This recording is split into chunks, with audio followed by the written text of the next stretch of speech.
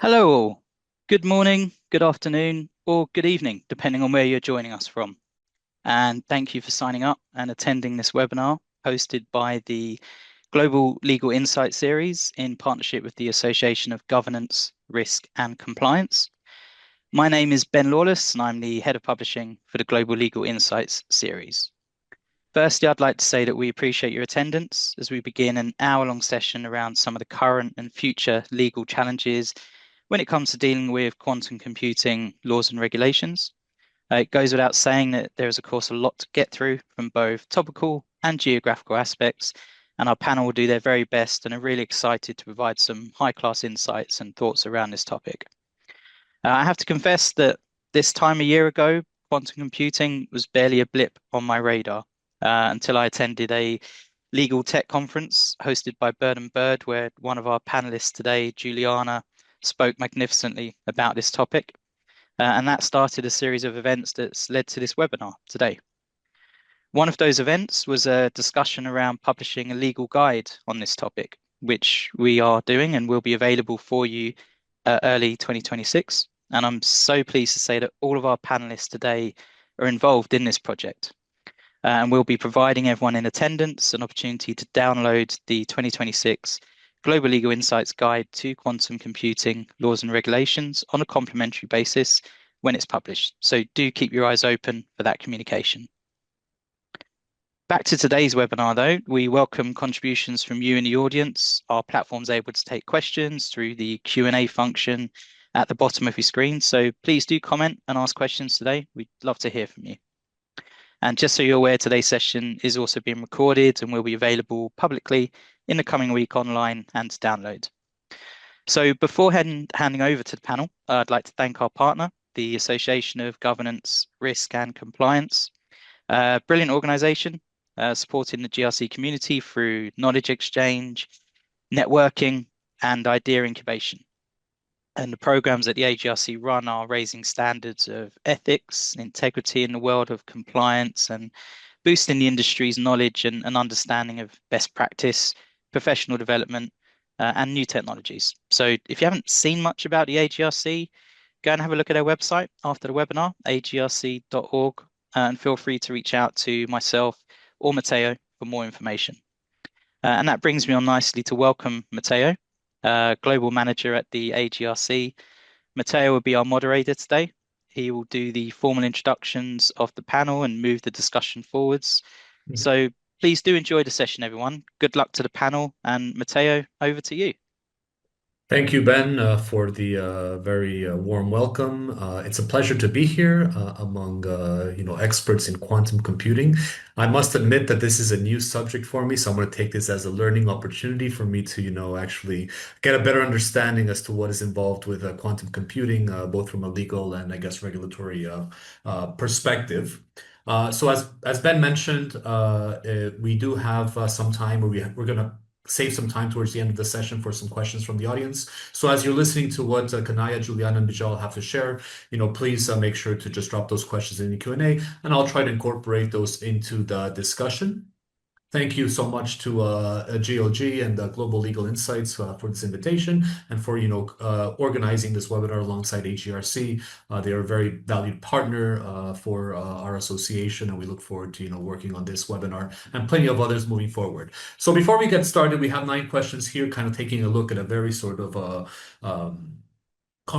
comprehensive view of quantum computing as it stands today. I would like each one of the panelists to introduce themselves. I'm going to start with Kaniah, just a brief introduction, who you are, what's your relationship to quantum computing, and anything interesting you'd like to share with us.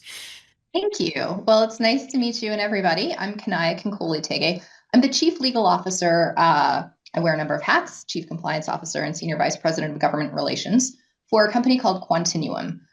We are currently the world's largest pure play quantum computing business. What do I mean by that? I mean, our business is quantum computers. We build the quantum computers, we develop the algorithms, we develop the software, the middleware, et cetera.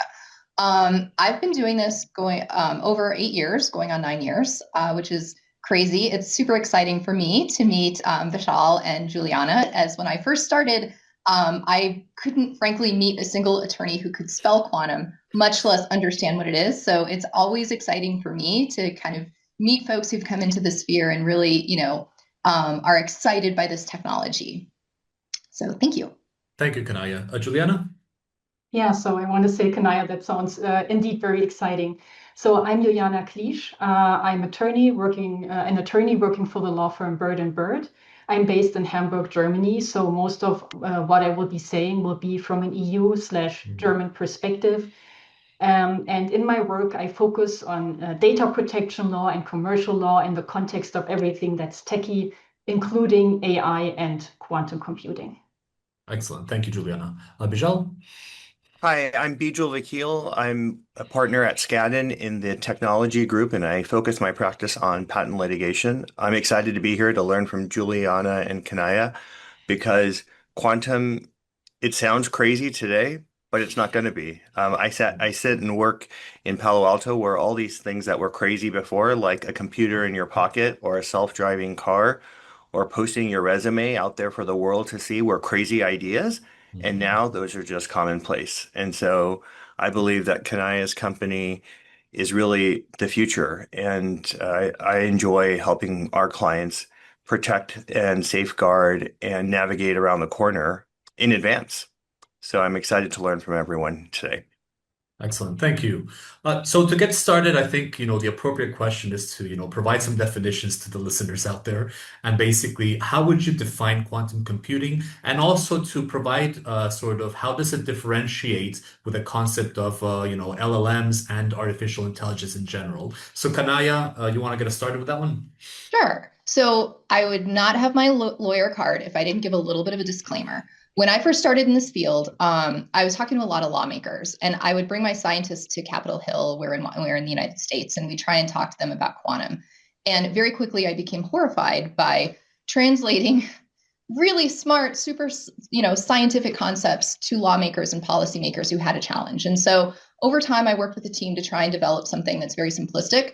I say this because if there are PhD physicists in the environment, they may cringe at some of my analogies, but I try to make it as simple as possible for the average person to understand. So first and foremost, let's just take AI versus quantum. I think there's a tendency to kind of lump them together. I think you're seeing in a number of different jurisdictions, it's like, oh, emerging technologies, AI and quantum. And I just want to dispel the myth that they're two completely separate things, right? AI, just at its core, is like any computer system that can do something that we think is essentially what human intelligence can do. So recognizing patterns, right? Learning from data, making decisions, that type of stuff. I think a lot of people, when they hear AI, they automatically go to what is now, right, I think, world famous, the ChatGPT, right? That moment of understanding the power of what generative AI is. That's not just the only concept of AI. There's a number of different models and things, all the way from back in my day where you had Clippy that would help you with your Microsoft Word, all the way to today in the power of ChatGPT.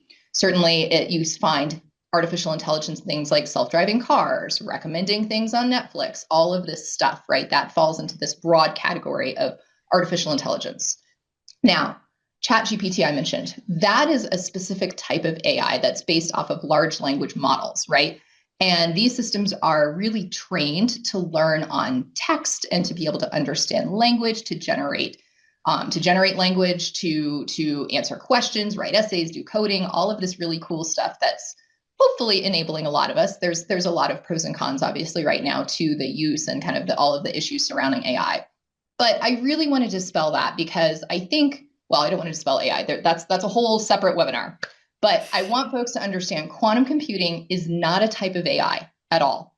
Okay, it's a completely different type of computer that uses basically quantum mechanics to process things. So before I get into that, let's start with what a classical computer does, right?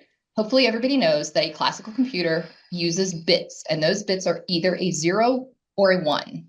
And people may have heard of this really funky thing called superposition in quantum computing. Superposition is this ability for a qubit, a quantum bit, to exist at a 0 and a 1 at the same time, and frankly, all energy states in between, right? And then you have this other funky thing called entanglement. I've heard it described a number of different ways. I like to use Richard Feynman's example. He's the grandfather of quantum computing, where you have a room with a bunch of rocking chairs, and they have an invisible string attached. And you rock one, and suddenly all the rocking chairs get into the same energy state, right? They're all moving at the same time.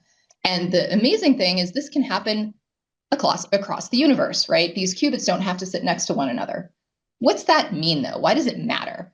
All right, so let's take a classical computer again and 4 bits, 0 or 1, right? Those 4 things, those 4 bits can exist in 16 different states. What do I mean? 0, 0, 0, 0, 0, 0, 0, 1, and on until you get to 1, 1, 1, 1. And no matter what you do, those 4 bits can sit in those 16 different states, but that's it. Using your qubit is going to blow your mind, so just bear with me. Each qubit is going to sit in all 16 different states at the same time. Okay? Let me say it again. Each qubit is going to sit in all 16 different states at the same time.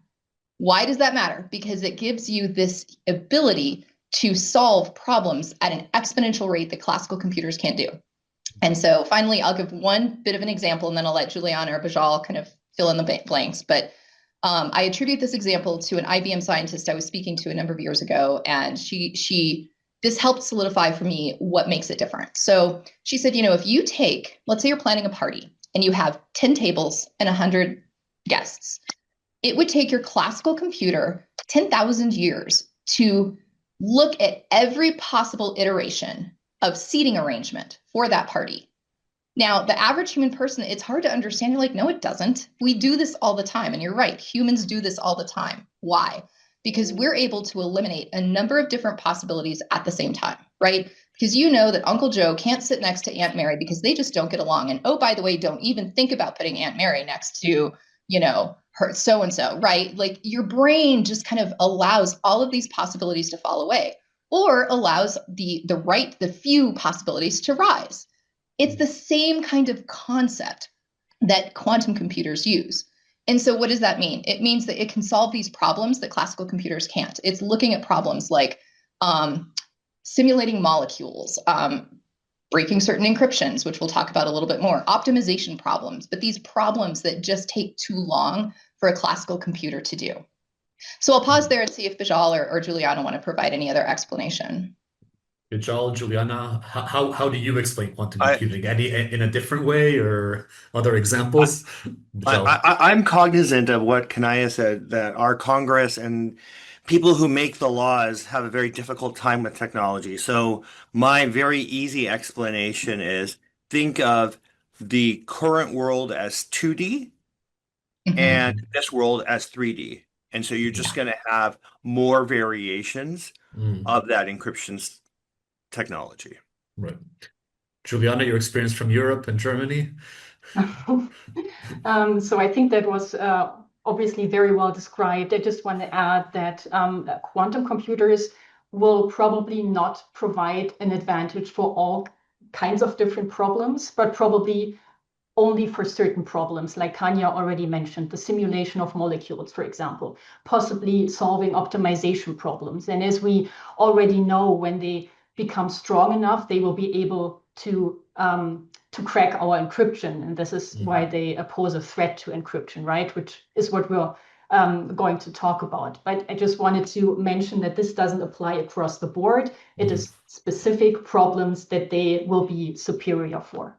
Yeah, that's Excellent. a great point. Just because I think a lot of people think, oh, it's just going to speed up classical computing. Right. No, that's not it. Juliana, you hit the nail on the head with that. Perfect. And I love the 2D, 3D. I might use that. So my TikTok is not going to go faster. Is that what you're saying? Might get more creative, maybe. Might get more creative. But I mean, you mentioned encryption, and the next question has to do with encryption. This one is for Bijal. I mean, basically, how should financial institutions or any organization out there, a legal organization out there, prepare for Q-Day, or that point when quantum computers can actually break current encryption standards? Just to jump right into the matter we have been discussing, or at least have been mentioned. Yeah. Look, we are advising our clients, our companies, our clients that are financial institutions to get ready for this day immediately. This type of decryption is certainly going to trivialize current decryption algorithms, and what would have taken billions of years to figure out could take just a matter of hours.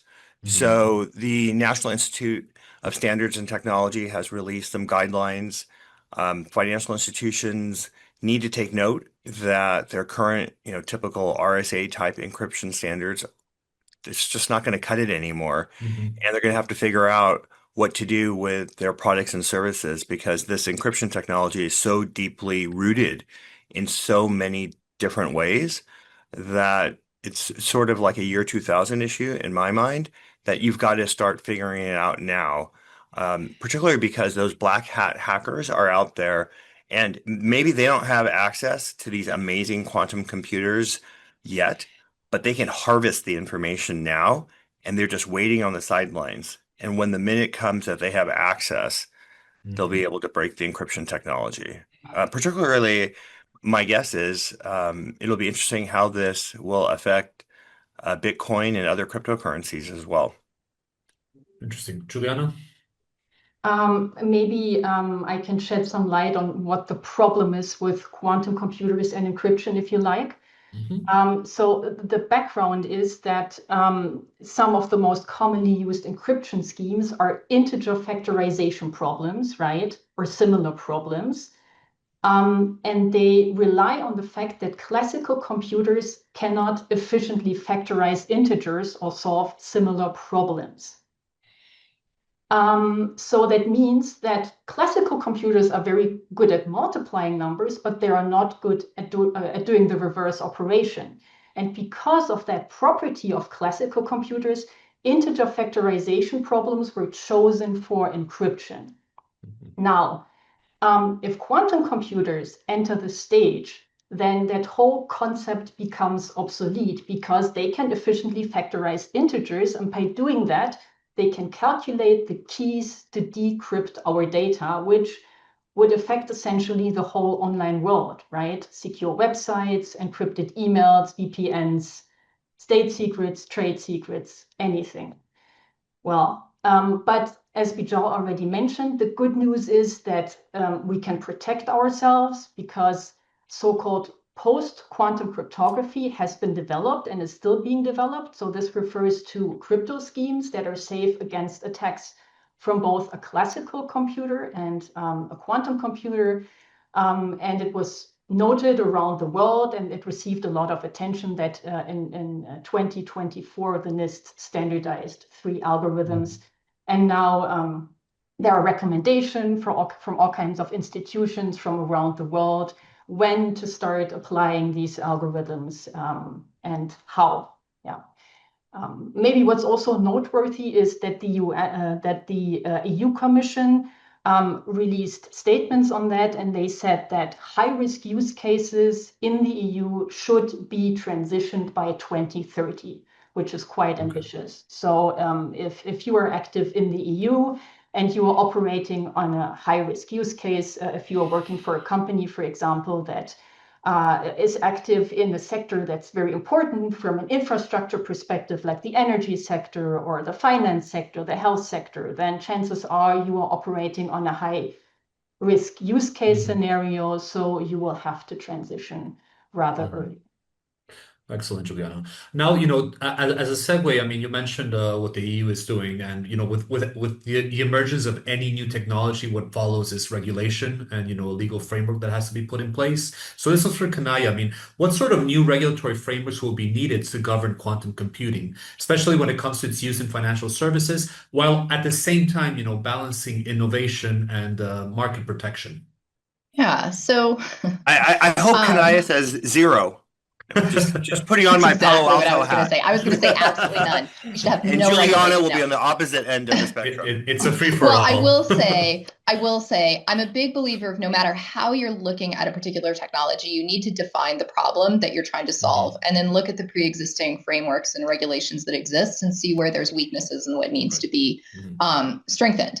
But for quantum, I will say, and I think, we've touched on this a couple times, but this technology is very, very nascent. And a few things that you need to understand, particularly with the hardware, these systems need to scale. So the problem that Juliana Bijal were talking about is called Shor's algorithm, right? That's the algorithm that is going to, in theory, with a full-scale fault-tolerant quantum computer, without getting into a huge explanation as to what that is, but basically a very powerful quantum computer can be used to break this technology.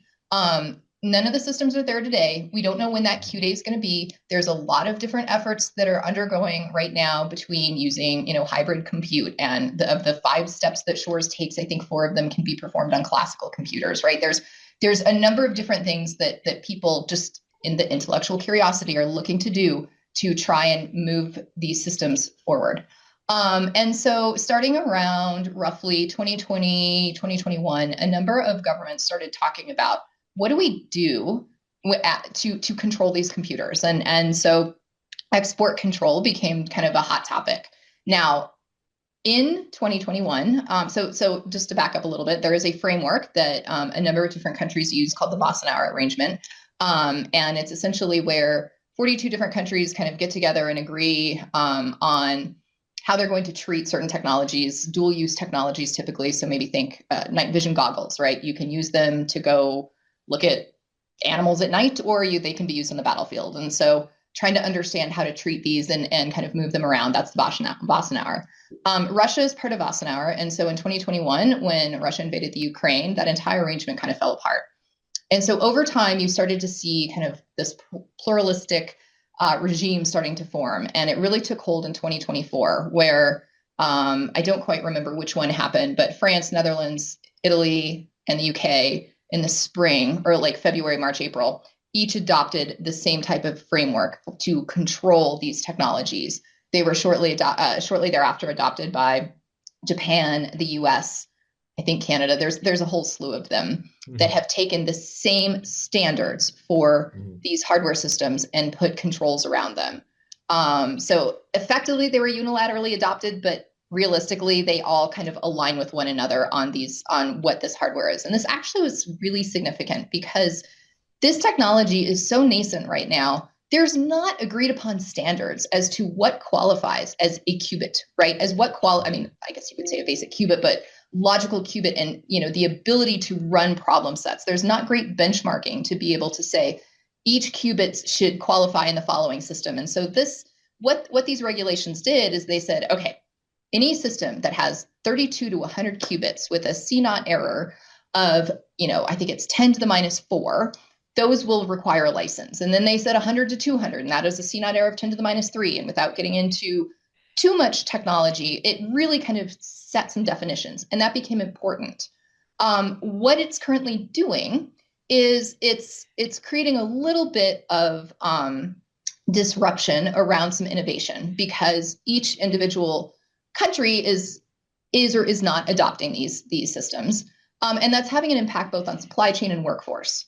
So a lot of companies does ion trapping systems. We use a bunch of lasers and optics that help generate our qubits, right? There's different modalities, and each of these technologies and the subsystems or subcomponent parts that go into them, there's really just a handful of suppliers, and they're all around the world. And they're mom and pop shops, right? These aren't these huge mega companies producing millions of dilution refrigerators. There's like 2, and they're producing a handful, because this was typically done in academic settings. And so what is happening is companies are needing to partner and do joint development with these suppliers to help scale, to tell them, hey, this is what we need. This is how we need your system to develop and advance each year, who really do this. And so there's a need for a lot of workforce. Understanding where these different folks are coming, it's creating issues in different countries.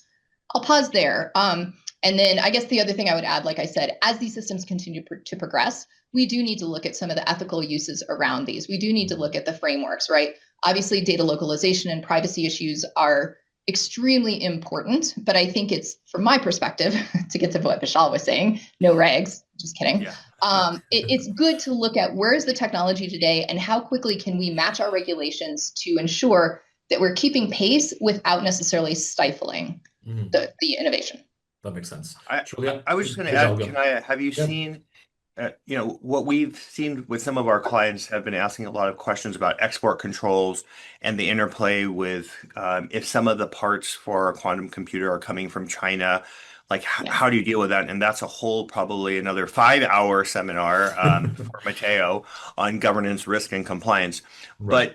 But Trump did sign an executive order in June does that, in your mind, from a practical perspective, and I don't want to put you in an uncomfortable position, but does that mean that it's slightly easier to move forward with a business?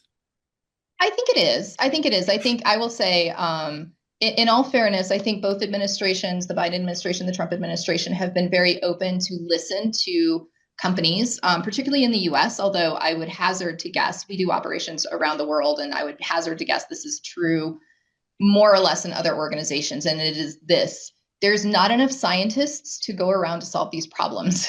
And so, right, the governments themselves don't have the scientists to be able to practically understand these implications. And so we have found over the years, and in all the jurisdictions we do business in, there's a real desire to just gain knowledge and understand, what does this mean? How is this hurting you? How is this helping you?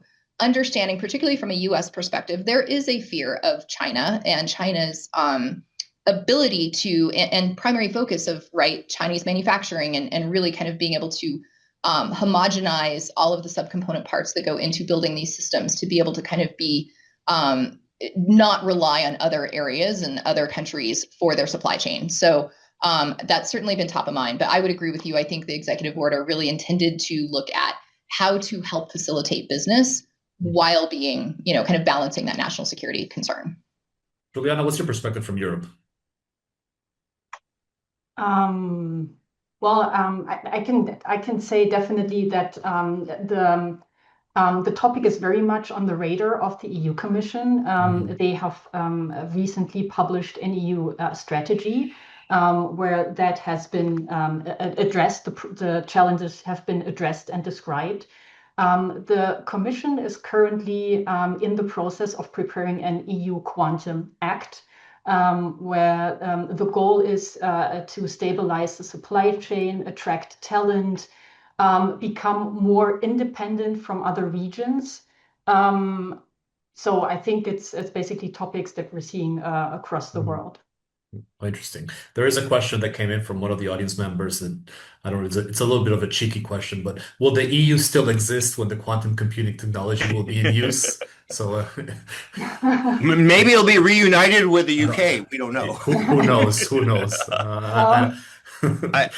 I was just going to add that the EU, I'm sure many people on this Zoom already know this, but the EU did open an office, a digital rights management office in San Francisco in order to police big tech. And it's my understanding that that office is looking at quantum, and they want to have their feet close to the ground here to figure out how to best regulate it. I mean, I can't agree more with Kaniah. I mean, we saw this with crypto, and finally Trump has harmonized those laws, but having a clear framework really could lead to better development and innovation. With self-driving cars in the US, we have it, 50 different states have 50 different rules, and it's really slowed down progress. Whereas in California, I came to work today in a Waymo with no driver, and that's just totally normal. So by having a harmonized set of rules, we can really move things forward much quicker. Yeah. Harmonization is generally the way to go, I think. Can I just one last one? Are there any quantum partnerships on the business side with China? For us, there aren't. We knew early on that this was a big concern of the U.S. governments. Similar to, so our company was created, and we did a spin out from Honeywell Quantum Solutions and merged, did a combination with a software company out of the UK, and that also had offices in Munich and Tokyo. We've since grown to have offices in Singapore and the Middle East. And so maybe without the Middle East per se, although it still became an issue thanks to GPUs, but across each of the jurisdictions that we're doing business, China is a very hot topic. And so, and I think there's been, you really can't escape the questions of how China is playing in this arena in any of these jurisdictions. And I think in part, it really has to do with this idea of the, heterogeneity of the supply chain and the workforce, right? So when we have, say, roughly 700 subcomponent parts that go into a single system, and 80% of them are coming from overseas, you have to be able to have, more of a global mindset on how to do, partnerships and things like that. and frankly, even in China itself, China has been very, very focused on eliminating as much dependency as possible. When you look at the Made in China 2025 Act, kind of starting, gosh, I think it goes back to like maybe even 2006, but early on, right? The Chinese government felt very strongly about investing in China and really kind of building its country up as a technological powerhouse and a leader. And so, and there's been a number of different, right, things that China has done to make that possible. But I think what we have found is there's not a ton of quantum companies, at least in the US, that are doing much business within China itself. And now I will say there are some, certainly export control prohibits it, but there are a few sanctions, mostly directed at Russia as well, but that do have an impact on this engagement with China, Russia within the United States. Interesting. Now, moving on, we still have half an hour left. We have 5 or 6 questions left here to tackle. So we'll try to be as speedy as possible. But looking at intellectual property and ownership, this was for Bijal. Who owns quantum algorithms and innovations? Is it the funding organizations? Is it the quantum platforms? Is it the developers? And how are current IP frameworks actually adapting to this challenge? Yeah, so, in the United States and in most places in the world, you have the system of having patents and trade secrets. And we haven't seen much. I did take a look in preparing for today's seminar at looking at the Patent Office. And the Patent Office, we couldn't find that many quantum patents out there. There were a couple where they were rejected, and we reviewed those decisions. And in part, the examiners had mentioned that, the inventions were well known and weren't deserving of protection. But it may be the case that companies are not filing patents right now to maintain it as a trade secret, just like the formula for Coca-Cola. There's no patent on it. It's just kept as maintained as a trade secret. Or it could be the case that companies are just waiting to file patents on newer quantum technologies so they get the benefit, at least in the United States, of a longer patent life. So they're waiting until there's a more robust commercial channel in order to do that. But going back to your original question, who owns the patents? I think it's not clear. I mean, it's going to be a fight. We're seeing it right now with AI, and what the Patent Office believes is patentable, and are AI inventions patentable, and who would be the inventor? Those same sorts of questions will get asked in the quantum framework as well. So I don't believe that we've got a clear idea, but with respect to the physical processes that it would take to formulate a quantum computer, there should be no problem in getting a patent on that. Interesting. Juliana or Kaniah, anything to add there? Yeah, I would just add, I think the crux is going to fall in, is it the funding organization or is it the developer? The quantum platform, by and large, you can't necessarily tell what type of algorithm is being run on the hardware itself, which also becomes somewhat of a complexity when you're talking about any type of governance framework or regulatory framework. But I think it's a really good point, Bijal, because if you think about, say, big pharma, right, their bread and butter is being able to understand, right, how to develop new drugs. And so imagine the tension that's going to exist when you have a quantum company that's coming in and writing an algorithm to really help speed up the drug discovery process, and who really wants to have that ownership. So I think and I agree, I think right now, because there's so many, the field is so nascent, you're not seeing a ton. You see a lot in the hardware side, but you don't necessarily see a lot in this algorithm side. And I think part of it is because there's still a lot of exploration that's happening. There's a lot of early adopters who are just trying to understand how to frame these problem sets for a particular quantum system. But I predict this is going to become a really, really big fight in probably the next, I'd say, 4 to 7 years. Because of that tension. Interesting. Yeah, and I was going to say, in the United States, whenever you hear the word algorithms, and I know Juliana can speak to it in Europe, that has been the subject of a lot of claims on both sides as to whether software algorithms are patentable. That issue went up to the Supreme Court again this year, and the Supreme Court declined to hear it, probably because there's so many other issues in the United States right now. I don't know if software patents was high on the priority list for people to worry about, but it should be an interesting space. So stay tuned. Excellent. Moving on, let's look at cross-border data sovereignty. And this one's for Juliana to get us started with the EU perspective, I guess. How will quantum communications and quantum key distribution affect cross-border legal and financial transactions in terms of data sovereignty and jurisdiction?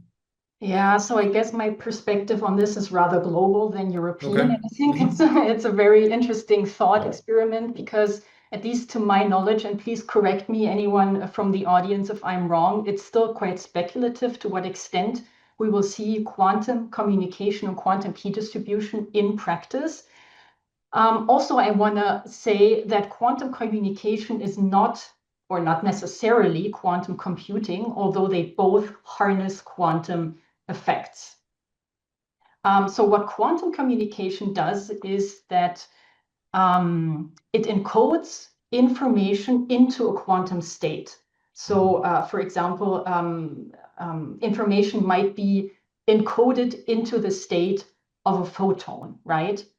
And because quantum states change when they are observed, any interception, so when someone is eavesdropping, will be detected. And that's what the big benefit of quantum communication is. And this is why it's receiving so much attention. So the security here is based on the quantum physical principles of the system, of the quantum communication system, whereas with the cryptography that we are using today, like RSA encryption or also post-quantum cryptography, the security is based on the hardness of the mathematical problem that is used. Okay, having said that, and sort of in parallel or as a parallel effect to what I just said, the challenges that arise in the context of quantum communication are due to its physical, its technological properties and limits. For example, if we want to, transmit the communication over long distances and we use a fiber-based solution, then we need to use so-called trusted nodes. That is like an intermediate station where quantum keys or quantum information is decoded and then re-encoded to be sent further along the way. So that means that anyone who controls the node can tamper with the data. And in that respect, the quantum communication is inherently insecure. So we don't have end-to-end security. Now, having said that, what does it mean in terms of data sovereignty and jurisdiction? It means that we are creating interdependencies, which can have, I think, and as I said, all of that is really speculative, but which could have two effects. One effect could be that the geographical/jurisdictional scope of the use of quantum communication will be limited. So we might only want to transmit the data in a certain jurisdiction and possibly also share it with other jurisdictions or countries that we trust. So narrowing of the scope might be an effect. Another effect might be that countries are forced to trust each other more. So as I said, we need a minimum level of trust for that. We give up some control over our data. Countries will also need to align on technical standards that are used for the quantum communication framework. And they will also have to agree on a framework that determines what happens if something goes wrong along the way. So all of that might be challenging, but it might also be an opportunity from an international perspective.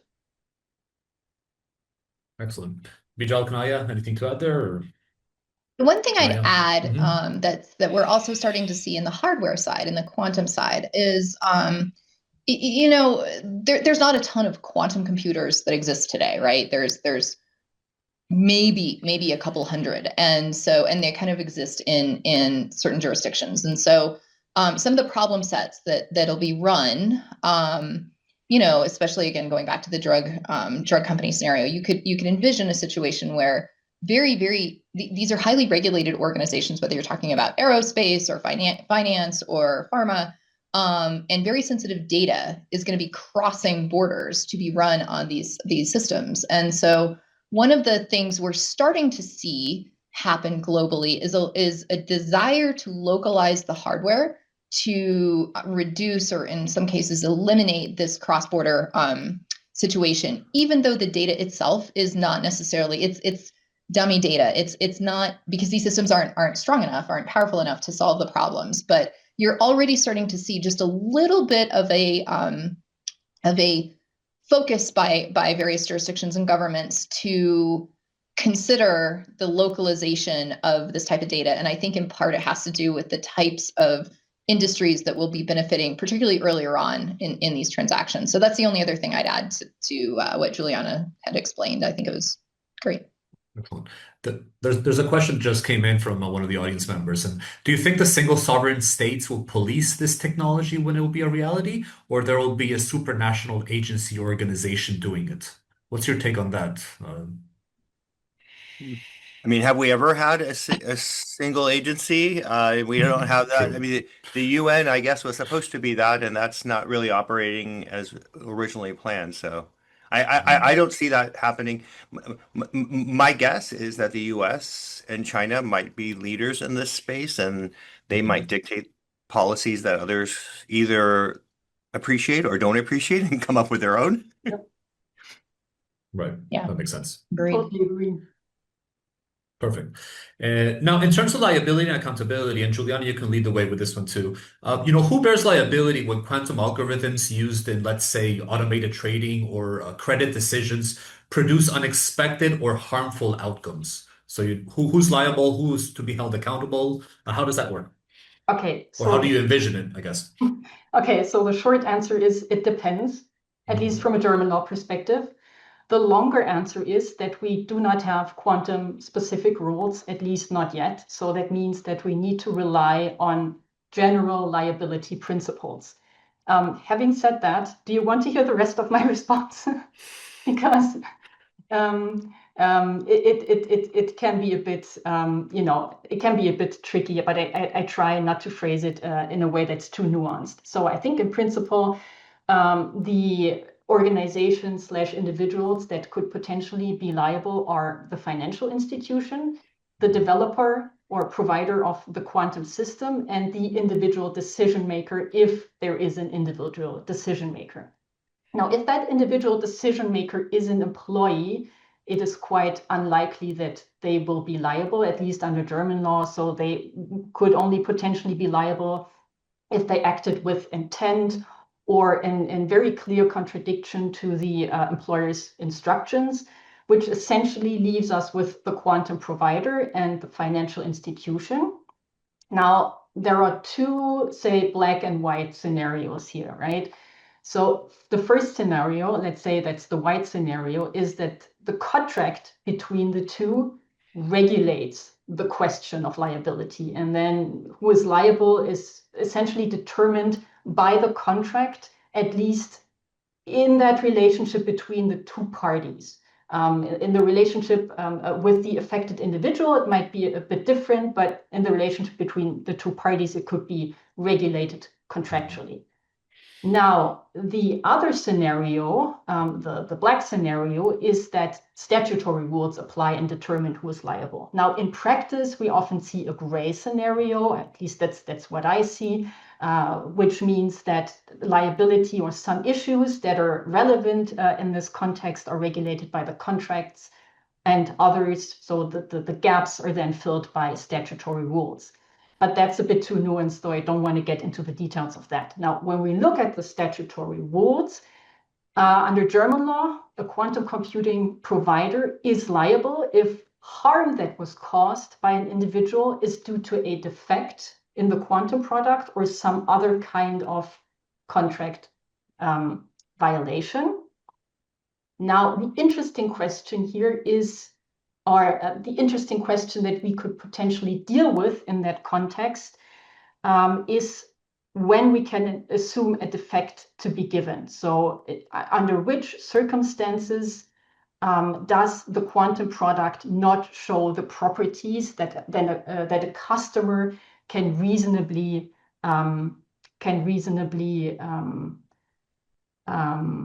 expect? Sorry. So then the other criterion that must be fulfilled, in addition to a defect being given, is a certain degree of fault or a case of strict liability. Now, according to EU law, strict liability is governed by the Product Liability Directive. And according to that directive, strict liability is only given in cases of death, personal injury, destruction of property, or destruction or damage of data, which we likely do not have in the scenario that you described. So there is likely no strict liability. So then to summarize, the quantum computing provider could be liable in the case of a defect or other contract violation and a certain degree of fault. Now, for the financial institution, it's a bit easier, at least easier to describe. They are subject to very strict diligence obligations. That means that they must very meticulously and carefully choose and monitor the IT tools that they use. So if it was more or less foreseeable that an error would be produced by the quantum product, then the financial institution is likely liable. And the last comment is that they might potentially both be liable. And then if the financial institution has already covered for the damage of the individual, they might be able to take recourse against the quantum provider. Thank you. Juliana, just one question. Are these rules country by country? Like, would you have, if I was an injured person, would I be able to sue under the laws of Germany and the EU law? Or are they combined? There's only one set of laws. So they're essentially combined. So the directive is a directive, so it needs to be implemented by the member states. But I was mentioning the directive because it gives you an idea of what the situation is in the legal situation is in the different member states. They can deviate a little bit from that. It's just minimum harmonization, but the principles apply across the EU. Great. Excellent. I have a couple questions left. If anyone has a question for either Bijal, Juliana, or Kaniah, this is your chance to drop it and to actually drop it in the Q&A box. I think we have one that just actually came in, so I'm gonna throw this out there. See if one of you wants to tackle it. Are you concerned of a sorcerer's apprentice effect when it comes to quantum computing? Let me Google sorcerer's apprentice. Yeah, I was about to do that. If I only had my quantum computer from Kaniah, I could have figured this out much faster. I'd like to ask the audience member who dropped it to explain maybe what they refer to as sorcerer's apprentice effect, just to get a bit more detail. Until that comes in, then I will proceed with the next question. Well, I was going to say, per AI, it says sorcerer's apprentice effect describes a situation where a powerful but limited tool or technology goes out of control due to a lack of understanding or flawed design, causing unintended and disastrous consequences. From my perspective, I would say yes and no. I think there is a long way technically to overcome both physics and engineering problems to be able to get these systems to a point where they are going to be powerful enough to cause great damage and harm. Now, that doesn't mean that you will not continue to see headlines from now until whenever that, a particular system was able to, break some type of encryption. Right. I want to make sure people differentiate between the capability of doing something. I know not too long ago, Google had a statement that they were able to run random circuits, and it would have taken a classical computer septillion years to fall. And I had to Google septillion just to understand even how long that was. But right, you see these kind of shocking headlines. But the reality is that this technology is still going to take a very, very long time and a lot of hard work and a lot of physics and engineering to get to a point where they were powerful enough. The reason I said yes and no is because I do see a situation I would kind of describe it as the quantum effect for non-technical people. And I sort of, tongue in cheek would say, people start off with an understanding of quantum because they've watched Marvel movies and they saw Ant-Man, right? And like he shrinks down and goes into a quantum world, and that was the effect. And any type of sci-fi, when there's a hole in the plot, it's like quantum solves that. And then they kind of get to the point of, they've been briefed, and the Men in Black, have scared people around cryptography, or, and the ability to break encryption, and everybody's really nervous. And then you kind of get to the point where you can actually recognize what a dilution refrigerator looks like. And the goal really is to get us along that spectrum to get to that third place, so we can actually intelligently understand what these systems can and can't do and when. Long way to go, but that's, I guess, my particular take on what I am hoping AI was correct on Sorcerer's Apprentice definition. It makes sense. Excellent. One thing that we mentioned that we haven't really touched upon, I mean, it has been mentioned by all of you in terms of, the scarcity of quantum expertise and, limited hardware access. And I guess, Kaniah, you can start us, you can basically get us started with this one. It's like, how might the scarcity of quantum expertise and limited hardware access create systematic inequalities in the legal and financial sectors when it comes to quantum? Yeah, I'll try to, I realize I talk a lot, so I'll try to make this short, but there is a huge scarcity in workforce. And I think what you're seeing right now is, certain both institutions, industries, and frankly, governments are heavily investing to attract this talent to be able to really become first movers. Certainly you see it, the US, the UK actually, I believe, was the first jurisdiction to actually put aside a lot of specific funding for quantum development and to build these ecosystems. And so you're seeing this again globally. There's a big push in the Middle East right now to bring in talent to really be able to diversify their portfolios. You're seeing this across Asia. And so, you talk about early adopters, and there's a lot of money being spent to kind of bring together this workforce. And so, I think one of the risks that you see, particularly in the US, I would say what you're seeing a lot is, in addition to US funding, you're also seeing significant funding by private industries. And so, what this can create, and frankly, this is true globally, is just creating a widening gap, right, between large institutions that can put this money forward to do what they need to do to continue their advantage, right, and small entities that don't have the capital, the access, the people, the talent, go on and on to be able to do this. And whether you're talking private industry or even global governments, right, it's that same concept of how much money do you have to be able to buy the resources you need to stay ahead. Excellent. Bijal, Juliana? I was just going to add that 10 years ago, or if you think about it, 10 years ago, you would never have thought you'd see a self-driving car, right? Now it's commonplace. So unless we invest now, I absolutely agree with Kaniah. And this is where you might need a partnership with China, because unless there are role models of physicists and other highly skilled people to be role models and mentors to the young generation, to encourage them to go into these fields, it's not going to happen. And, as we've seen, even with LLM models, 12 months is a really long time, and it's a really quick time. And so if we sit back and just wait and do nothing, we may find our competitors eclipsing us at speeds that we've never thought possible. So the workforce issues really do need to get addressed.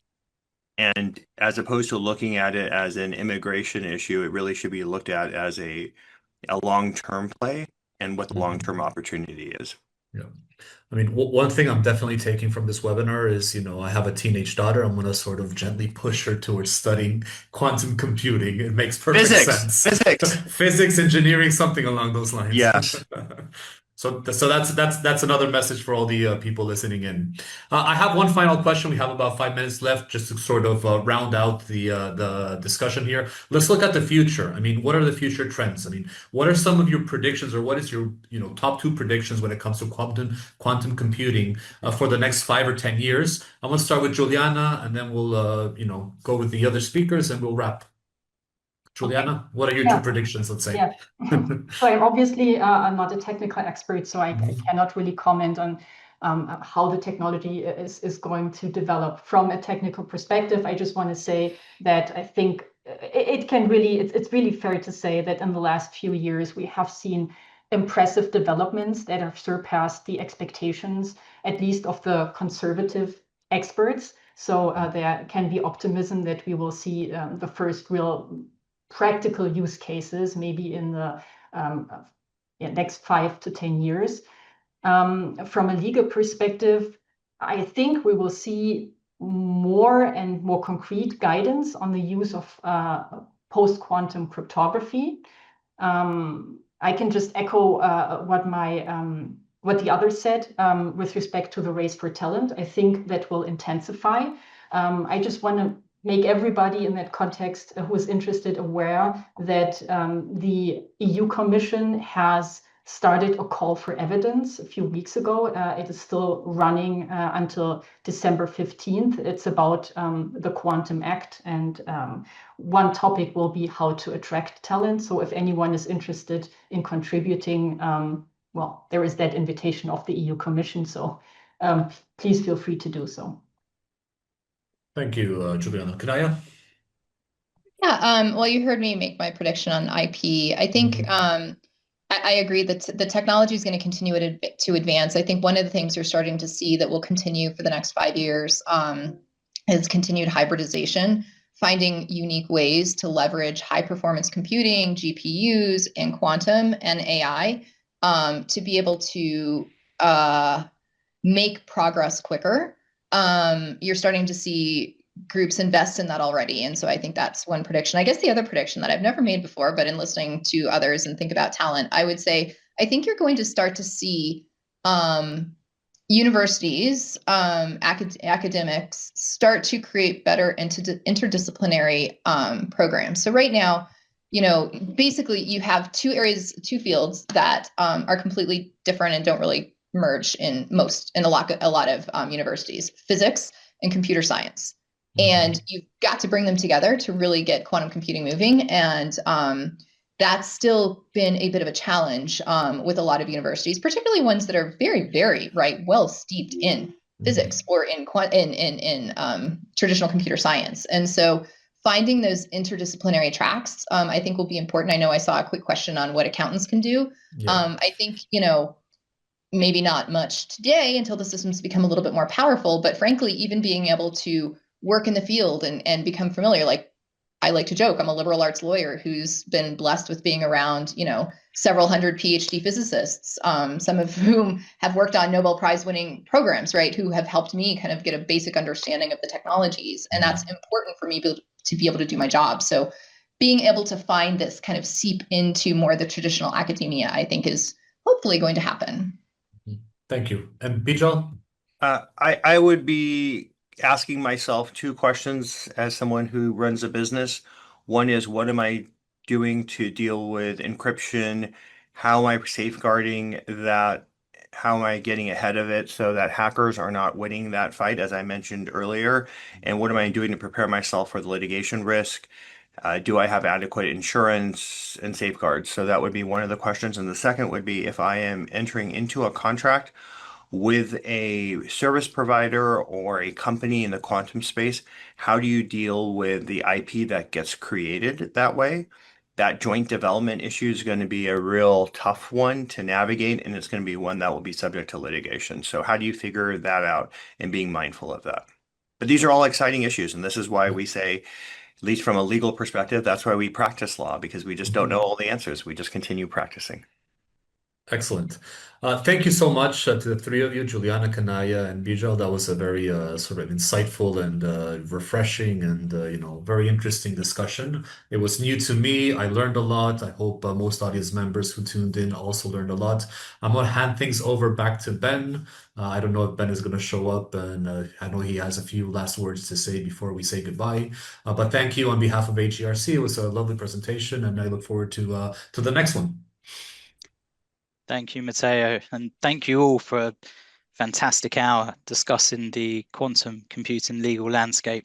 I hope everyone who's tuned in today has found the session as interesting, dynamic, and useful as I have, along with the technical and legal elements. We now know that Kaniah's Uncle Joe and Auntie Mary absolutely cannot be sat together at dinner parties. We know that, yeah, we know Bijal's TikTok won't be sped up by quantum computing. And we also all know what Sorcerer's Apprentice effect means too.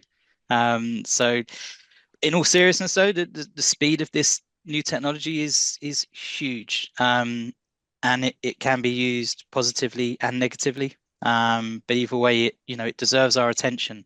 And the panelists have really helped to shine that light today. So I want to thank you all for a brilliant hour. And all that's left for me to say is to the audience, please do keep your eyes open for more from the GLI team around our quantum computing resources.